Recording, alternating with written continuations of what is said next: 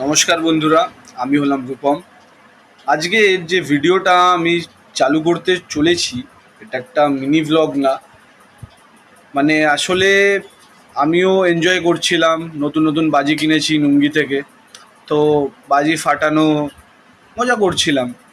তারপর হঠাৎ একটা নিউজ শুনতে পাই।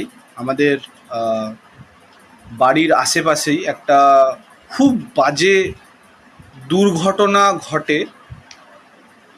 দুটো তিনটে ছেলে, এক্স্যাক্টলি জানি না কতজন ছিল, দু তিনটে ছেলে তারা বাজি তৈরি করছিল বা বাজি ফাটাচ্ছিল কিছু একটা।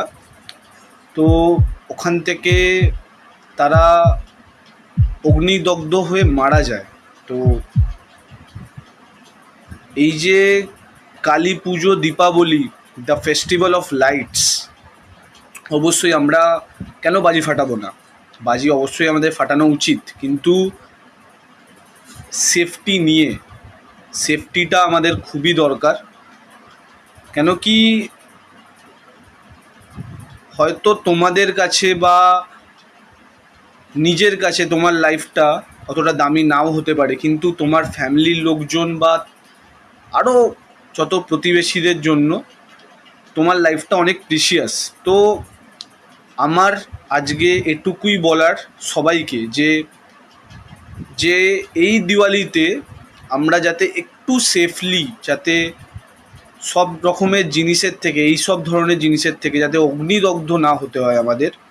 তো যাতে প্রথম হচ্ছে কাপড় জামা সিনথেটিক না পরার, ঠিক আছে, যাতে আমাদের গাতে চিপকে না যায়। আর যখনই যে কোনো ধরনের আমরা ক্র্যাকার্স হোক, ফায়ার ক্র্যাকার্স হোক, যেরকম ধরনের বোম হোক আমরা ফাটাচ্ছি, সেটা যেন আমরা সেফলি ফাটাই, যাতে না নিজের ক্ষতি হয় না অন্যর ক্ষতি আমরা করি। সেটা যেন আমাদের সবথেকে ফার্স্ট প্রায়োরিটি থাকে এই দিওয়ালিতে।